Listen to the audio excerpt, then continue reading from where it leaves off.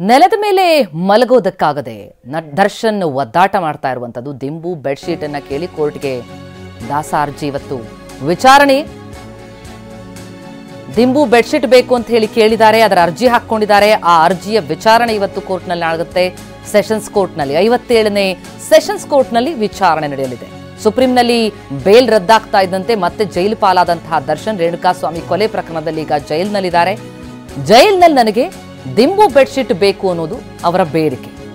ಆ ಬೇಡಿಕೆನಿಟ್ಟು ಕೋರ್ಟ್ಗೆ ಅರ್ಜಿ ಹಾಕೊಂಡಿದ್ದಾರೆ ದಾಸ. ಆ ಅರ್ಜಿಯ ವಿಚಾರಣೆ ಇವತ್ತು ಸೆಷನ್ಸ್ ಕೋರ್ಟ್ನಲ್ಲಿ ನಡೆಯಲಿದೆ.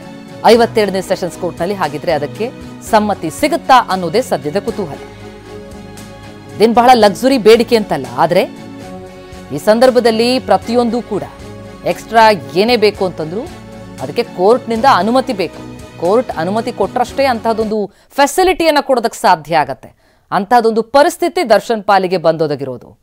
ಈಗ ಆ ಅರ್ಜಿಯ ವಿಚಾರಣೆ ಇವತ್ತು ನಡೆಯುತ್ತೆ 57ನೇ ಸೆಷನ್ಸ್ ಕೋರ್ಟ್ನಲ್ಲಿ. ದರ್ಶನ್ಗೆ ದಿಂಬು ಹಾಸಿಗೆ ಸಿಗುತ್ತಾ ಅನ್ನೋದೇ ಸದ್ಯದ ಪ್ರಶ್ನೆ. ಮತ್ತೊಂದು ಕಡೆ ಈ ಜೈಲನ್ನೇ ಶಿಫ್ಟ್ ಮಾಡಬೇಕು ಅಂತಂದ್ರೆ ಪರಪ್ಪನ ಅಗ್ರಹಾರದಿಂದ ಮತ್ತೆ ವಾಪಸ್ ಬಳ್ಳಾರಿ ಜೈಲಿಗೆ ಕಳಿಸ್ಬೇಕು ಅನ್ನುವಂಥದ್ದು ಅರ್ಜಿ ಕೂಡ ಇದೆ. ಅದರ ಜೊತೆಗೆ ಈ ಜೈಲಿನಲ್ಲಿರುವಂತಹ ಸಂದರ್ಭದಲ್ಲಿ ತನಗೆ ದಿಂಬು ಹಾಸಿಗೆ ಬೇಕು ಅನ್ನುವಂಥದ್ದು ಅವರ ಬೇಡಿಕೆ. ಹೀಗಾಗಿ ದರ್ಶನ್ ಸಂಬಂಧ 2 ಪ್ರಮುಖ ಅರ್ಜಿಗಳ ವಿಚಾರಣೆ ಇವತ್ತು ನಡೆಯೋದು. ಒಂದು ಈ ದಿಂಬು ಹಾಸಿಗೆ ವಿಚಾರಕ್ಕೆ ಸಂಬಂಧಪಟ್ಟಂತೆ, ಮತ್ತೊಂದು ಬಳ್ಳಾರಿ ಜೈಲಿಗೆ ದರ್ಶನ್ ಶಿಫ್ಟ್ ಮಾಡುವಂತೆ ಪ್ರಾಸಿಕ್ಯೂಷನ್ ಸಲ್ಲಿಸಿದಂತಹ ಅರ್ಜಿಯ ವಿಚಾರಣೆ ಕೂಡ ಇವತ್ತೇ ನಿಗದಿಯಾಗಿದೆ. ಆ ಅರ್ಜಿ ವಿಚಾರಣೆ ಇವತ್ತು 57ನೇ ಸೆಷನ್ಸ್ ಕೋರ್ಟ್ನಲ್ಲಿ ನಡೆಯಲಿದೆ.